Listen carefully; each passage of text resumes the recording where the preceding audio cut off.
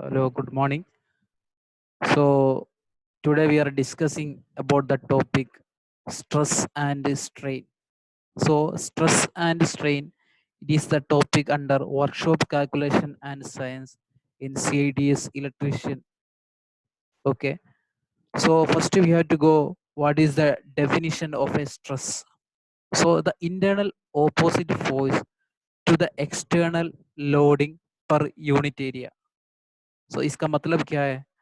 So it is an internal of both these forces. So when you are taking any material, okay, any section, so when you are applying by an external force, okay, when you are applying an external force to a material, the material will be produce one opposite force that is known as internal opposite force per unit area. It is known as a stress.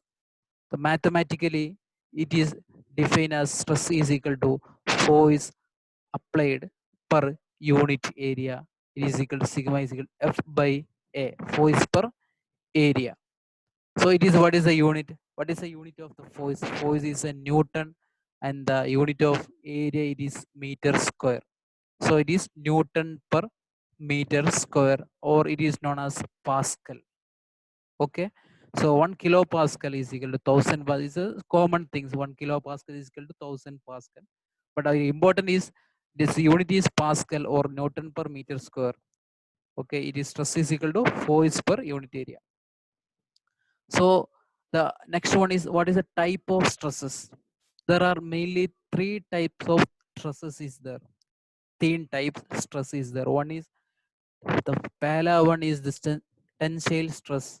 The second one is compressive stress, and the third one is shear stress. So again, there is a mainly there is a three classification of stresses is there. One is tensile stress, other one is compressive stress, and the third one is shear stress. So what is a tensile stress? When the section is subjected to axial pull acting normally across the section. So you can see that there is a section is there. In the section, there is a two opposite force is there. Okay. So when the section is subjected to axial pull. So there is a section is there. This is an axis. So when you are applying by a axial pull acting normally across the section, that is known as tensile stress. So what is the next one is compressive stress. When the section is subjected to a axial pushes acting normally across the section. So there is a one section is there. We are applying a force is a push. We are applying a force by pushing. There is a opposite forces to the across the normal. So that is known as a compressive stress. So means you are applying a compressive forces. Means compressive forces you are applying on a section. It is known as a that time what will be the forces from the body. It is known as a compressive stress. The third one is shear stress. So you can see shear stress can be simply defined as the stress caused by a phases of the material sliding related to there is a two section is there. It's a fixed one. Okay, using one glow like that. So it is a one direction, it is a pushing, it is a pulling in a one direction, it is a another direction. So there is a some forces will either. It is known as a shear force. Okay, this shear force per unit area, it is known as a shear stress. So basically the stresses is three type. One is tensile stress, the second one is compressive stress, and the third one is shear stress. So what is the tensile stress? When the section is subjected to a axial pulls acting normally across the section, it is known as a tensile stress. And other one is the second one is compressive stress. When the section is subjected to a axial pushes across normally across the section, it is known as a compressive force. And then third one is the shear stress. So it is a sliding stress. Okay. And the next one is the strain. So what is the strain? It is a deformation in the body due to the external load per unit length. So when you're applying a load on a section, any body. So some increasing length will be there. Okay. So it is a body due to the external load per unit length, the deformation. So what is the deformation or what is the changing the length of a body when you are applying the external forces? Okay. So there is a definition you can mathematically it is known as strain is equal to changing length divided by unit original length. So what is the original length? And there is a changing length will be there. If there is a 100-meter body is there, so when you're applying force it will become 101 meter. So what is the changing length is a 1 meter and the original length is 100 meter. So 1 by 100 will be the strain. So normally strain is represented as a percentage. Okay, 1 by 100 is equal to 0.01 percentage is the strain of the body. So if the both the numerator and denominator it is a length, so there is a no unit will be there. So there is in a strain there is a dimensional unitless quantity. Okay, it is a unitless quantity. So we can go the one problem is there. So what is the problem? A tensile force of 200 Newton is applied to an orthodontic wire of cross-section area 0.000002 meters square. Okay, so the force is 200 Newton and the cross-section area is that this is the value is the cross-section area in meters square. So what is the stress? You already discussed the stress is equal to force per area.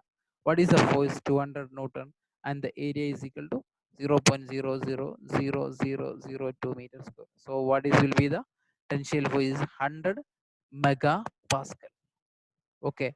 If the wire is 0.1 meter long and if it is stretches 0.001 under the load. So when you're applying the 200 Newton force, what will happen? There is a 0.1 meter long wire will be there is a change in the 0.1 meter long is 0.001 meter. So strain will be is equal to changing length divided by original length. What is the changing length? 0.001 meter divided by what is the original length? 0.1 meter. So it is equal to 0.0001. It is already represented as in a percentage. But to multiply it by the 100, it is equal to 0.01 percentage. That is, the wire will be fractured at a tensile stress of 100 megapascal. So stress is 100 megapascal and at a tensile strain of 0.01 percent. So when you're applying in a 200 Newton force and in a cross sectional area of 0.00002 meters square, then the stress will be 100 megapascal and then the strain will be 0.01 percentage. Okay. So then we are going to some another two terms. One is elasticity and second one is elastic limit. Okay. So what is the elasticity? What is it? The property of a body by virtue of which it undergoes deformation when subjected to an external force and it is regain its original configuration or original size upon the removal of the deform of deforming deforming external force. It is known as elasticity. So when you're applying a force on a body, so some deforming will be there. When it is removing, that will be coming to the original length. It is known as a elasticity. So when you're applying the external force, deformation will be there. When it is removing the external force, the body will be become the original position. It is retain the original position or original size by removing the external force. Okay. So next point is the stress is corresponding to the limiting value of external force up to and within which is a deformation disappears completely upon the removal external force called elastic limit. So every body there is a one elastic limit is there. Okay. So when you're applying a stress more than the elastic limit, so original form it will be not deformed. Okay. So elasticity means when you're applying a force on a body, okay, deformation will be there. When you're removal of that force, it will be coming to the original position in a elastic limit. So everybody there is a elastic limit will be there. If you're applying the stress or force more than the elastic limit, it will be retain the original position. Okay, the material is said to be elastic if return it is original position. So one elastic body means there is another term is elastic. Okay, so a material is said to be elastic if it return it is original position unloaded the dimension.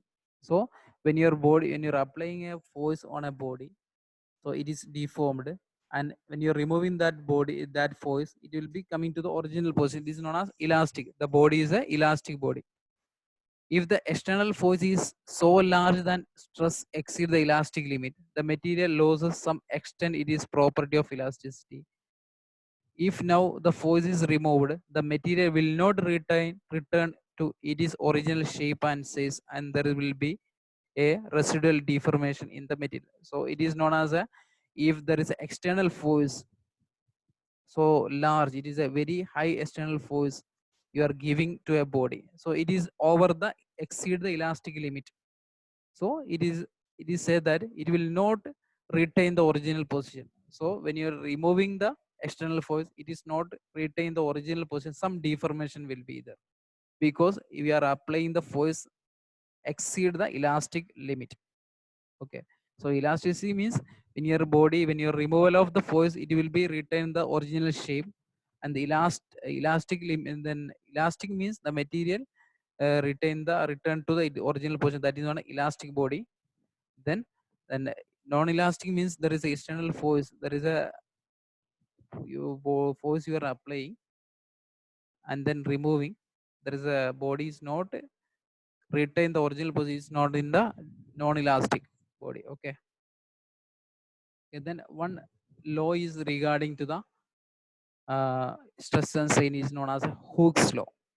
So what is the Hooke's law? State that when a body is loaded within the elastic limit, this is important, it is the elastic limit, the stress is proportional to the strain. So it means when the stress is increasing, the strain will be also increasing.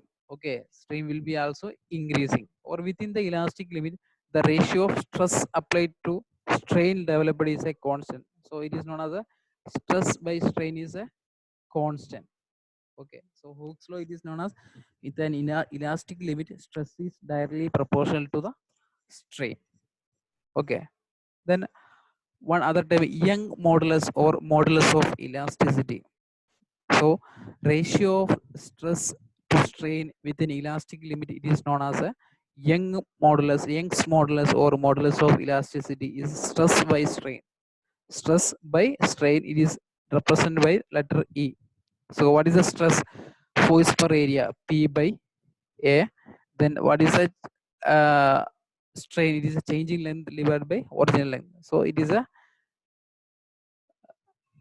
then the modulus of elasticity or Young modulus is equal to PL divided by A into delta L. P or F, that is the force you are applied. Okay. So that is the part one of the stress and strain parts, stress and strain topic. The second part will be coming soon. Okay. Thank you.